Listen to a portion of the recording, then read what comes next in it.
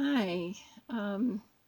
It wasn't this dark when I turned it on before. No, it's not going to get any better. Well, we'll just have to deal with the lighting that we have. I could do this in the daytime, but anyway, welcome back to Gospel Gypsy Caravan. This is a whole new direction for Gospel Gypsy Caravan. Not a direction that I anticipated this early in the game, that's for certain, but one which was fully expected, and I've been preparing for it pretty much all my adult life. I have to say I'm in survival mode at this point. I think we all are, through this pandemic that has put us all in our homes for the time being. Many of us are not able to work, and many of us are struggling to find supplies to get us through. I've been fortunate in that I'm still able to work at my job part-time, and it would be better if I could go and stay with a relative and wait it out, but it doesn't appear that that's going to happen anytime soon. And so, although it wasn't meant to be, living in my van has become the dress rehearsal for the end times of this world. I'm no longer looking for signs of the times. I'm waiting to hear the trumpet sound. I think that's how close we are to what's about to happen. I want to read from Daniel chapter 12, verse 1. And at that time shall Michael stand up, the great prince, which standeth for the children of thy people, and there shall be a time of trouble, such as never was since there was a nation, even to that same time. And at that time thy people shall be delivered, every one that shall be found written in the book. So this is a dress rehearsal for the time of trouble. It's not the time of trouble, not yet. We've had pandemics before, just not in our lifetime. Perhaps our grandparents' lifetime, my grandparents' lifetime, but certainly before my mother was born and my father, but not much more. I mean, my father was born 4 years after the Spanish flu pandemic, which killed millions worldwide.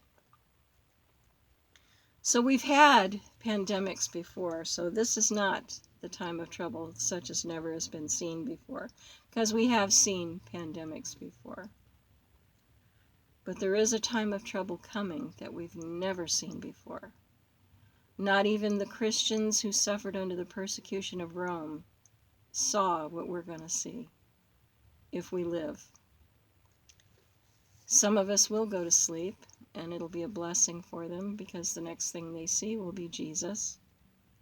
But some will endure, and they will be among the 144,000 that Revelation talks about. For the wicked, there is a special time of trouble, and I'm going to read from Revelation 14, 9 and 10.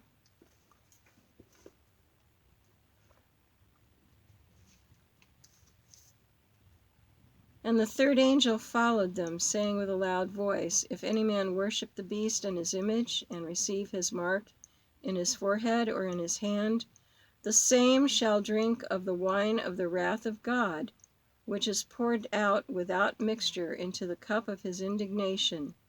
And he shall be tormented with fire and brimstone in the presence of the holy angels and in the presence of the Lamb. Well, the Lamb is Jesus, we know that.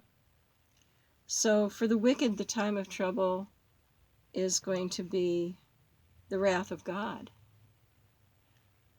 In Revelation 16, verse, well, probably the entire chapter. And I heard a great voice out of the temple saying to the 7 angels, "Go your ways and pour out the vials of the wrath of God upon the earth." And the first went out and poured out his vial upon the earth, and there fell a noisome and grievous sore upon the men which had the mark of the beast, and upon them which worshipped his image. So those that carry the mark of the beast are going to end up with noisome and grievous sores upon their bodies. And the second angel poured out his vial upon the sea, and it became as the blood of a dead man, and every living soul died in the sea. And the third angel poured out his vial upon the rivers and fountains of waters, and they became blood. And I heard the angel of the waters say, "Thou art righteous, O Lord, which art, and wast, and shall be, because thou hast judged thus. For they have shed the blood of saints and prophets, and thou hast given them blood to drink, for they are worthy." And I heard another out of the altar say, "Even so, Lord God Almighty, true and righteous are thy judgments." And the fourth angel poured out his vial upon the sun, and power was given unto him to scorch men with fire. Well, that's pretty bad. And men were scorched with great heat, and blasphemed the name of God, which hath power over these plagues, and they repented not to give him glory. And the fifth angel poured out his vial upon the seat of the beast, and his kingdom was full of darkness, and they gnawed their tongues for pain, and blasphemed the God of heaven because of their pains and their sores, and repented not of their deeds. And the sixth angel poured out his vial upon the great river Euphrates. Now that's in the Middle East, around Iraq, where Babylon was. And the waters thereof was dried up, that the way of the kings of the east might be prepared. And I saw 3 unclean spirits like frogs come out of the mouth of the dragon, and out of the mouth of the beast, and out of the mouth of the false prophet. These were counterfeit angels, spreading a counterfeit message. For they are the spirit of devils working miracles, which go forth unto the kings of the earth and of the whole world, to gather them to the battle of that great day of God Almighty. Behold, I come as a thief. That means he comes unexpectedly. Blessed is he that watcheth and keepeth his garments, lest he walk naked and they see his shame. Well, I'm not going to continue because it talks about the battle of Armageddon. And the 7th vial was a voice that came out of the temple of heaven from the throne saying, "It is done." That's when Jesus has completed the judgment of the world, and he's coming for his saints. Now, for the righteous, if we look in Revelation 13:15 through 17, the righteous have a different experience. "And he that doeth great wonders, so that he maketh fire come down from heaven on the earth in the sight of men, and deceiveth them that dwell on the earth by the means of those miracles which he hath power to do in the sight of the beast, saying to them that dwell on the earth, and they that should make an image to the beast, which had the wound by the sword and did live." Okay, and I'm sorry, I started too soon.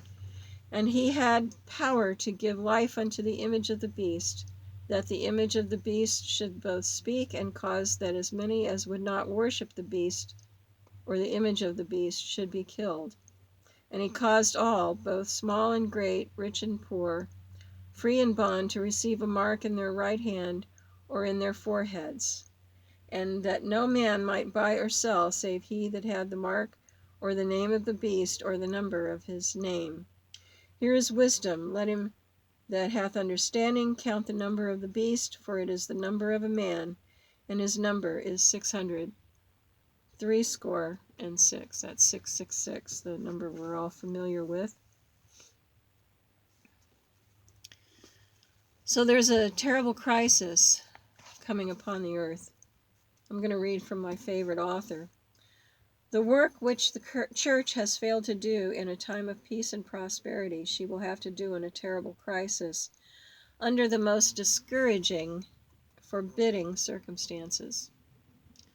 Well, right now we're having some forbidding circumstances. A lot of us are being told that we're going to be in a lot of trouble with the government or with the law if we attend church. People went to a drive-in church and their auto tags numbers were written down and they were sent tickets of $500 a piece. And okay, well, that's just the start. There's going to be persecution of Christians, especially those who keep the commandments of God, all 10 commandments, including the 4th commandment. And nominal Christians will just fall away like chaff in the wind, as God said that would happen. In this time of prevailing iniquity, we may know that the last great crisis is at hand, when the defiance of God's law is almost universal, when his people are oppressed and afflicted by their fellow men. The Lord will interpose. The calamities by land and sea, the unsettled state of society, the alarms of war are portentous. They forecast approaching events of the greatest magnitude. The agencies of evil are combining their forces and consolidating. They are strengthening for the last great crisis. Great changes are soon to take place in our world, and the final movements will be rapid ones. Who could have seen that our freedoms would be taken away from us so quickly and that we would just succumb to that? We would just agree to it. And I mean, it looks like it's for a good thing to protect our health. And yeah, there is some rightness to that. But who's to say when they're going to give our freedoms back? Or is this just a dress rehearsal for a final showdown against Christians? Think about these things. But we are in a bad state right now. We're facing a pandemic. It's fast spreading. There's rumors that it came from a lab. There's rumors that it came from a wet market where people eat unclean meats. Flesh foods, in other words. And God knows the answer to this question. We don't have to worry about it. God knows the answer. God's in control. He's not orchestrating it, but he's certainly keeping check on everything that's going on.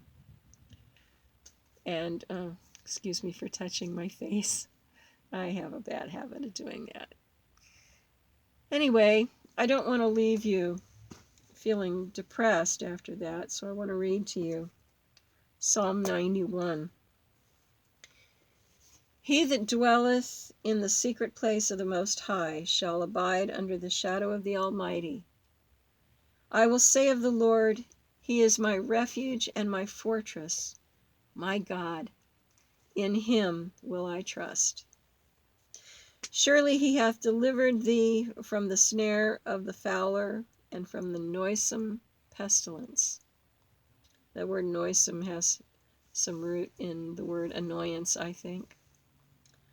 He shall cover thee with his feathers, and under his wings shalt thou trust. His truth shall be thy shield and buckler. Thou shalt not be afraid for the terror by night, nor for the arrow that flieth by day, nor for the pestilence that walketh in darkness, nor for the destruction that wasteth at noonday. 1,000 shall fall at thy side, and 10,000 at thy right hand, but it shall not come nigh thee. Only with thine eyes shalt thou behold and see the reward of the wicked, because thou hast made the Lord, which is my refuge, even the Most High, thy habitation. There shall no evil befall thee, neither shall any plague come nigh thy dwelling. Isn't that a wonderful promise? For he shall give his angels charge over thee, to keep thee in all thy ways. They shall bear thee up in their hands, lest thou dash thy foot against a stone. They shall tread upon the lion and the adder, the young lion and the dragon shall thou trample under feet. Now, that represents Satan, not literal lions and dragons. Because he has set his love upon me, therefore will I deliver him. I will set him on high because he hath known my name. Now that's Jesus talking about us. We know his name. We know him because we have a relationship with him. He shall call upon me, and I will answer him. I will be with him in trouble. I will deliver him and honor him. With long life will I satisfy him and show him my salvation. Wonderful promises. Again, that's Psalm 91. You can find a Bible and read it for yourself. And read it in the New King James Version if you have trouble with the King James Version. I like both. I like the poetry of King James. But I also like to study out of the New King James as well. So I'm going to close with that remark and ask you to pray for me as I'm still in my van. And it's been a struggle, I'll have to say. With the parks closed, I can't dump my toilet. With the gyms closed, I can't get showers. I've had one shower since March. And there's just no one willing to let me in their house to take a shower. To take a shower because of the rules of stay your distance. And I respect that. I respect it. But I have been able to clean up, take spit baths, as it were, in public restrooms. Mostly at work, I'm able to wash my hair and keep it clean. I love to have a shower and really feel clean. I feel clean, but not as clean as I would if I'd had a shower. But I do keep myself as clean as possible. It is a struggle trying to take care of my toileting, especially during the night, especially if I get up more than a couple of times a night. It's a little hard. And I've had to rethink my whole porta potty situation. I kind of think the best way to go if you can't afford a composting toilet is to get a 5-gallon bucket and a specially designed toilet lid to go over that bucket. Line it with a really thick plastic bag and layer peat moss between your goings. And then when you get to a place where you can, dig a hole and dump it. It's compost. The peat moss will help keep down the smell. You don't want to get it too full to where you can't lift it. And fortunately, I'm still able to do laundry at the laundromats. The laundromats are still business as usual, which is a blessing. I'm able to get water. I do have a fan that runs on batteries, but the trouble with that is you have to run it constantly, and that causes the acid to leak. So you want to be careful about that. You don't want to burn your hands with the battery acid. I'm planning very soon to get some windows. If I can get some access to the internet, I'll be able to shop for windows for the van. I want to get a large window that opens with a screen so that I can have air coming in, and put it up on my sliding door, side door. And then on this side, I want to put another small, long window, also with a screen, so I can have air circulating across current. And so if you know of any place where I can find windows, if you'll text me at my phone number, 407-473-1171. Text me and let me know where to find them, hopefully locally in the Fort Lauderdale area. and what the price is. I want to keep the price down as low as possible. I was looking at possibly getting a used window, but that may involve some problems that I don't want to have to deal with, and I may have to just go ahead and get new windows. So if I can find some inexpensive new windows that are designed for RVs, let me know. I've got a friend who may be able to help me install them. I just have to get a price from him. But hopefully I can get that done in the next week or two, because I really need to have some air coming into the van. It's getting very hot. It's in the 90s already, and in the 70s during the night. So even with the fan on, the fan does help, but it's not perfect, and I really need to get some windows in here. And next on the agenda is insulation. I need to take everything out to put the windows in. I also need to take everything out to install insulation in the floors, the ceiling, and the walls, and get that done to protect against heat and cold. And then after insulation, I'm going to try to save money towards solar power and try to get some solar power in here so I can have a few more conveniences. So that's the plan, and so pray for me. And if you like what you heard tonight, press the like button, subscribe if you haven't already, click on the bell so you get notified of new videos. Hopefully I can upload this video in the next couple of days.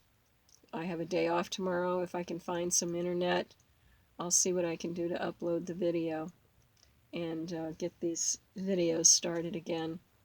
Again, sorry for the bad lighting. When I tried it out, it looked like I had plenty of lighting, but once I hit the start button, it got really dark really quick. So God bless you and keep you.